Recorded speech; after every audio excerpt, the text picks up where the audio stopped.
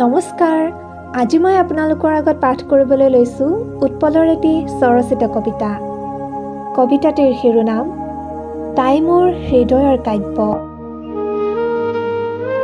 মই তাইক দেখা পোৱাৰ দিনটো এতিয়ালৈকে মনত ৰাখিছোঁ। পুৱাৰ বেলিটোত স্নিগ্ধতা আছে, বতাহৰ গোন্ধ এবিধ অচিন চিনাকি, আৰু তাই নিঃশব্দ হাঁহিৰে আহিছিল। চকুত চকু পৰাৰ মুহূৰ্তটো যেন সময়ৰ পৃষ্ঠাত থমকি ৰ'ল। তাইৰ চকুত এখন পৃথিৱী আছিল, য'ত মই পথ হেৰুৱাওঁতেই সুখ পাইছিলোঁ। তাই কোৱা কথাবোৰ আছিল সাধাৰণ, কিন্তু শব্দবোৰে যেন হৃদয় জুৰি ল'ব পাৰিছিল। মোৰ অলপ হেঁপাহ, অলপ লাজ, অলপ ভয়, সকলো কথা তেওঁ বুজি পাইছিল অকথিতভাৱে। তাই কেতিয়াবা বতাহত হালধীয়া হৈ ওচৰলৈ আহিছিল, আৰু কেতিয়াবা গধূলি বেলিৰ ৰঙা আভাত বিলীন হৈছিল। মই তাইক চাবলৈ শিকিছিলোঁ, যেন জীৱনৰ প্ৰতিটো ৰঙেই তাইৰ ওচৰত আছিল।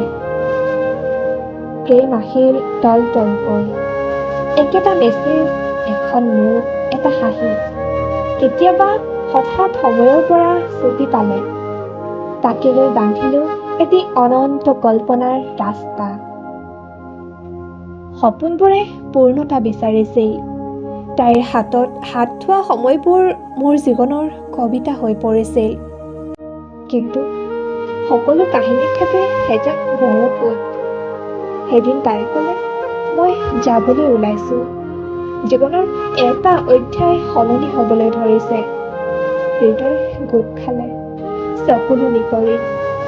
তাই গ'ল, সময় বৈ গ'ল, কিন্তু প্ৰেম থাকি গ'ল মোৰ ওচৰত। তাই এতিয়াও মোৰ কাব্য, মোৰ উশাহ, মোৰ অভিমানৰ মাজৰ এটি নীৰৱ অম্লাংকি। তাই নাই, কিন্তু তাই আছে এখন পুথিত, মোৰ মনত, মোৰ সপোনত।